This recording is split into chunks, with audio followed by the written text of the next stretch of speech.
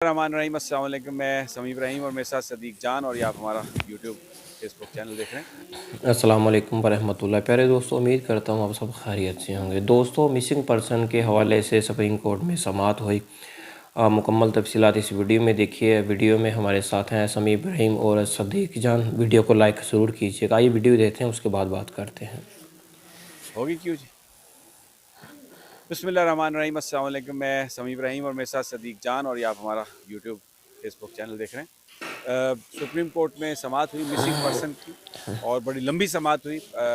खोसा साहब और इत्तेज़ाज़ साहब तो नहीं आ सके, लेकिन शुएब शाहीन साहब वकील थे, वो पेश हुए, और बहुत ही गुफ्तगू हुई। और चीफ जस्टिस साहब ने ये कहा, काजी फाइज साहब ने बहुत कुछ जो बीच में बातें हुई वो अभी सदीक जान से उस पर बात करते हैं, लेकिन एंड पे ये चीज़ नज़र आई, अब समाअत कल के लिए है कि इसको रिजॉल्व करना है और इसको हम हल करेंगे। चीफ जस्टिस साहब ने ये कहा। सबसे बड़ी बात यह कि मिसिंग पर्सन का जो मामला है इसको हल वो करेंगे। सदीक जान, बहुत कुछ हुआ, बड़ी गुफ्तगू हुई। जो एंड पे उन्होंने कहा वो तो मैंने बता दिया। इसके अलावा जो इसकी हाईलाइट्स हैं, मैं चाह रहा हूँ कि आप ज़रा वो बयान करें। देखें सर, लाइव भी लोगों ने देखा और हम तो कमरे अदालत में मौजूद थे। मेरा ख्याल है बड़ा अफसोसनाक था जिस तरह से काजी फैसल साहब मजाक उड़ा रहे थे, तमस्खुर, और बड़ा उन्होंने इसको लाइट लिया शुरू में तो। और वजह ये वही है कि वो समझते हैं कि पीटीआई के साथ जो कुछ हो रहा है वो ठीक हो रहा है। मतलब यही मतलब है ना। कि दूसरी बात यह है कि आप कह रहे हैं कि वो लोग जो हैं जिनको लापता किया गया, और वो खुद क्यों नहीं बोल रहे। बात यह है कि आपकी हाई कोर्ट्स में 4 4 माह लोगों के केस पेंडिंग रहे, लोगों के साथ जुल्म होता रहा, ज्यादती होती रही, जबर होता रहा। किसी एक हाई कोर्ट के किसी एक जज की इतनी औकात नहीं थी कि वो ऑर्डर करके उनको रिहा करा सकता। ठीक है, आपके हाई कोर्ट की हालात ये हैं कि आपके हाई कोर्ट्स के जजेस कहते हैं यार प्रेस कॉन्फ्रेंस कर लो। आपके हाई कोर्ट के जजेस बैठ के आंसू बहाते हैं। हालत ये है कि आपकी अदालतों के फैसले जूतों की नोक पर हैं। तो आप बात करते हैं कि वो लोग क्यों नहीं बोलते आकर। जो कुछ उनके साथ गुजरा है आपको तो सोमोटो लेना चाहिए था उस वक्त। आज आप बैठ के कह रहे हैं कि जी बस ठीक है। बात यह है समी साहब, बोले तो तब कोई जब उसको पता हो कि उसको कोई तहफ़्फ़ुज़ होगा अदालतों में। तो काजी साहब ने काफ़ी मजाक उड़ाया है।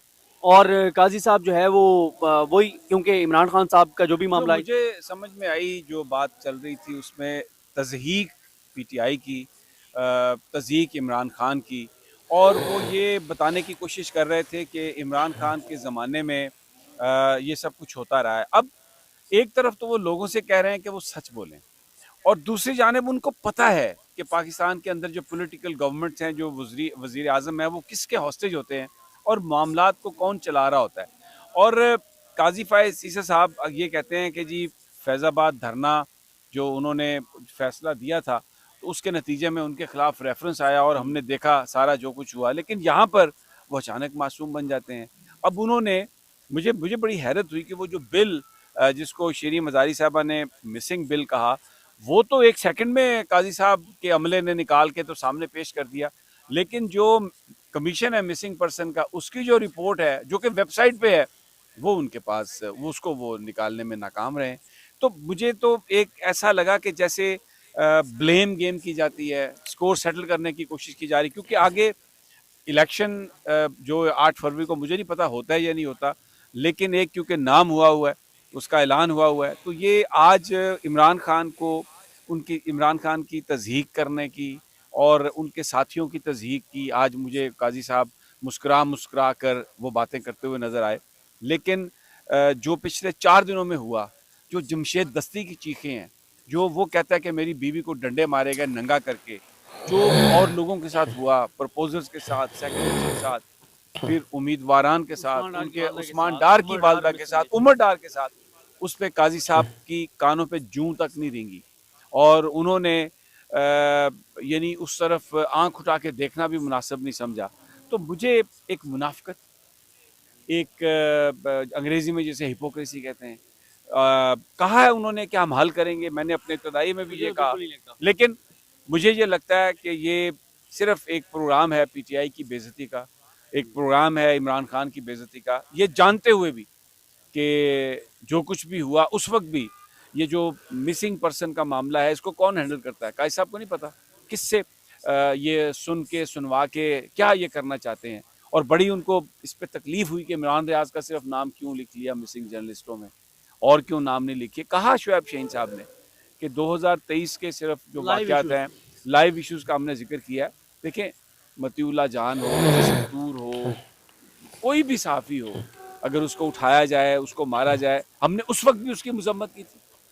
ہم وہ واحد لوگ ہیں جنہوں نے مذمت کی تھی اور ابھی بھی مذمت کرتے ہیں. لیکن آج جو عدالت کا مجھے جو نظر آیا ہے، جو ایک ایٹیچیوڈ جو نظر آیا ہے، مجھے تو بڑا دکھ ہوا، بڑی تکلیف سے میں یہ سب دیکھ رہا تھا. دیکھیں وہ یہ کہہ رہے تھے قاضی فیصل صاحب کہ جناب ہم نے بڑے مسائل حل کیے مسنگ پرسنس کے ادھر اس میں کیا کہتے ہیں بلوچستان میں، اور یہ بڑا ایشو ہے اور یہ ہے وہ ہے سارا کچھ.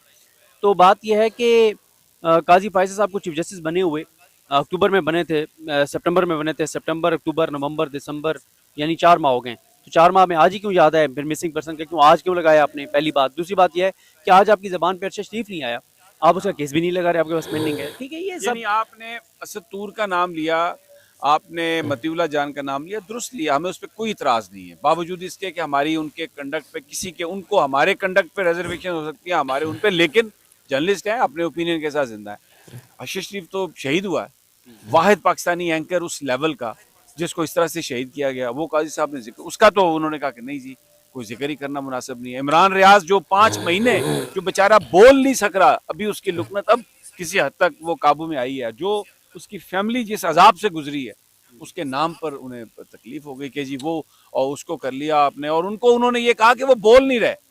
او بھائی آپ کیا پروٹیکشن دے سکتے ہیں؟ آپ دیں پروٹیکشن، آپ لوگوں کو کہیں کہ میں آپ کو پروٹیکٹ کروں گا. آپ تو کیس نہیں لگاتے، آپ تو اٹھا کے باہر پھینک دیتے ہیں اور بالکل معصوموں کی طرح آپ شروع ہو جاتے ہیں جیسے. جی پیارے دوستو، اپنے ویڈیو دیکھی، کمنٹ سیکشن میں اپنی رائے کا اظہار ضرور کریے گا، اور اگلے ویڈیو دیکھنے کے لیے چینل کو بھی ضرور سبسکرائب کر لیجیے گا. ملتے ہیں اگلی ویڈیو میں، دیجیے اجازت، اللہ حافظ.